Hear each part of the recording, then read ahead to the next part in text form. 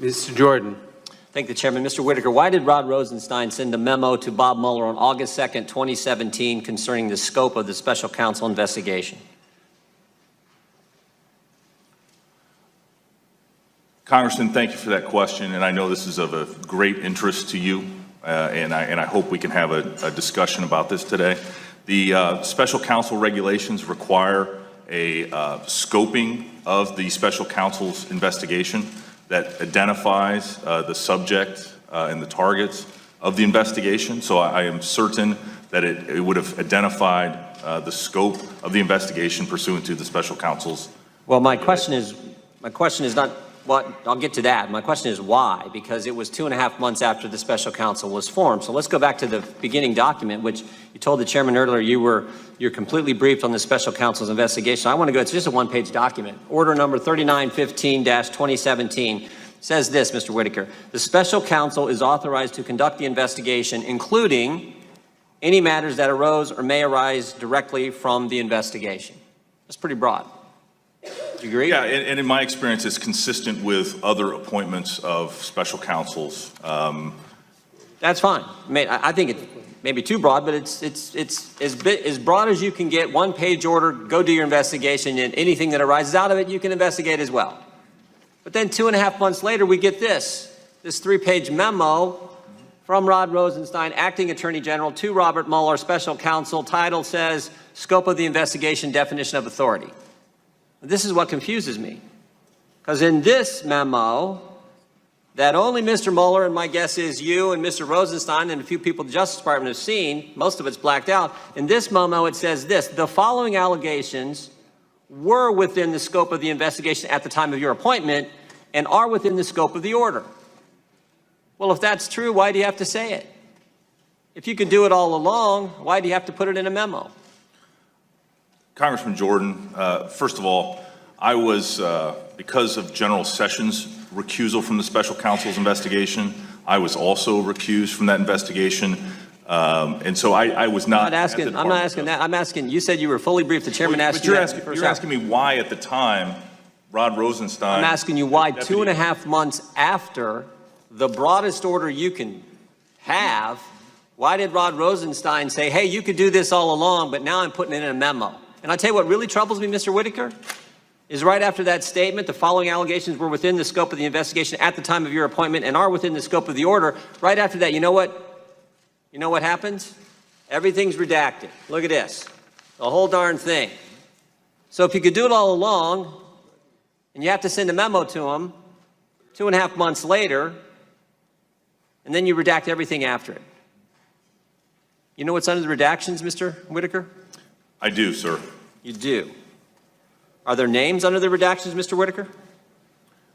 In my experience with investigations generally, you would not have a public document identify targets or subject matter of an investigation, especially if someone is not ultimately charged with a crime. Let me frame it this way. Did Rod Rosenstein give the special counsel the authority to investigate specific Americans? Congressman, Mr. Rosenstein, acting as the Attorney General because of Mr. Sessions' recusal, gave authorization and jurisdiction to the special counsel. And so, yes, under the special counsel regulations, that's the whole purpose of the special counsel. So I want to make, you said yes. So there are specific names 2.5 months into the investigation that Rod Rosenstein gave the special counsel specific American names to go investigate. Congressman, as because you know, if that's the case, then it's. Well, I hope you. I want to know yes or no. As I hope you know, answer. this is the subject of an ongoing investigation, and I spoke to you generally about investigation. But I'm asking you a specific. Or let me ask it this way: can you give us assurances that there are not specific names under this 70% redacted memo that that Rod Rosenstein sent to the special counsel? Congressman Jordan, I know this is. And you know why I'm asking this, Mr. Attorney General?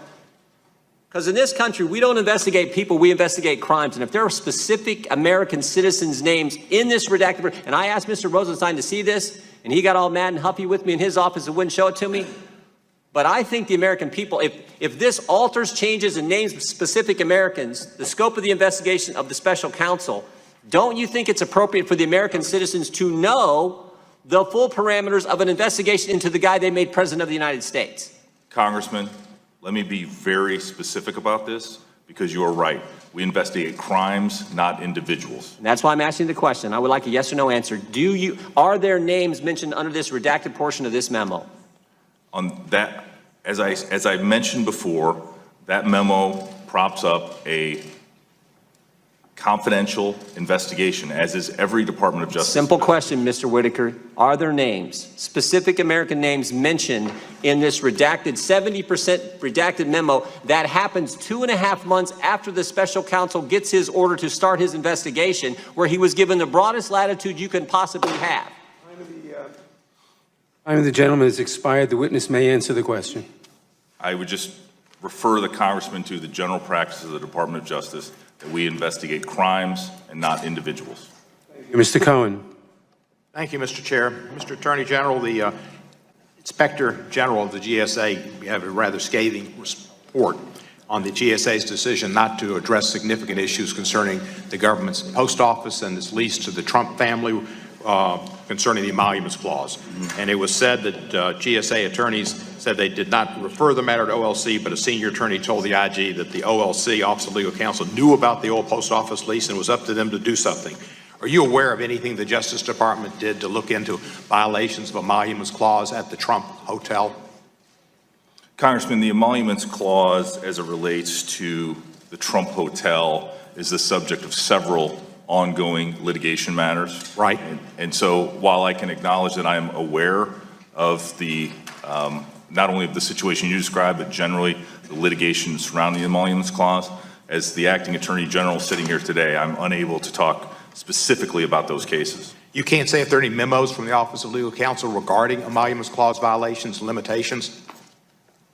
Congressman, as I sit here today, the emoluments clause, as it relates to the Trump organization, especially the hotel in Washington, D.C., is the subject of ongoing litigation. And the Justice Department's helping to represent the president in those suits, is he not?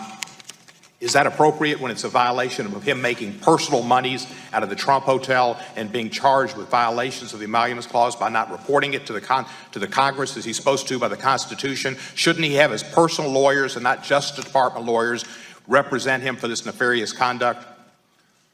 Congressman, I can understand that this is an important issue to you, but as it relates to the emoluments clause and the Department of Justice defense of the President of the United States, it is well within our purpose to be involved in that case.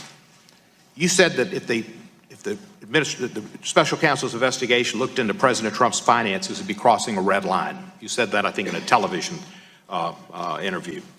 The Attorney General has made clear that Mr. Rosenstein told the special counsel he could go into any matters that arose or may arise directly from the investigation.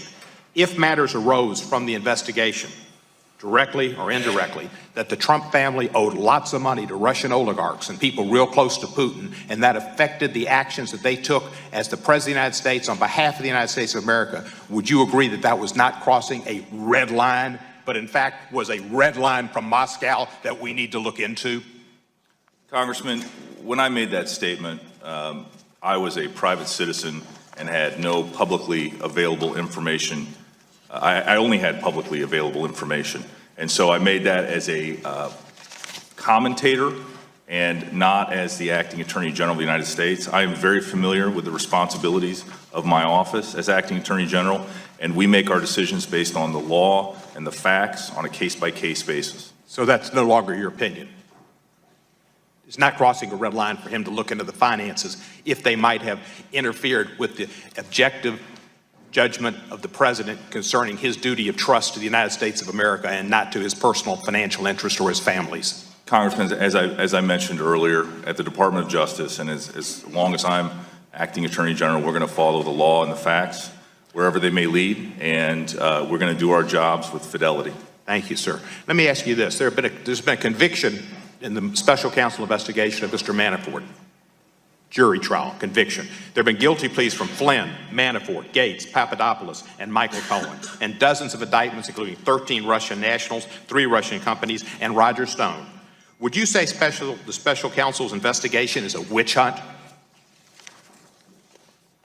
Are you overseeing a witch hunt? Congressman, as I've mentioned previously, the special counsel's investigation is an ongoing investigation, and so I think it would be inappropriate for me to... But you wouldn't oversee a witch hunt, would you? You'd stop a witch hunt, wouldn't you? Congressman, it would be inappropriate for me to talk about an ongoing investigation. You said that you're not interfering with the special counsel's investigation. Have you denied him any funds he's requested at all? Congressman, I can tell this is an important issue for you, but It's an important issue for the American public and for the whole world. Congressman, to answer your question directly, I have not denied any funds to the special counsel's investigation. Have you denied him the opportunity to go any areas where he wanted to investigate or any matters of investigation? Congressman, as I previously testified, I have not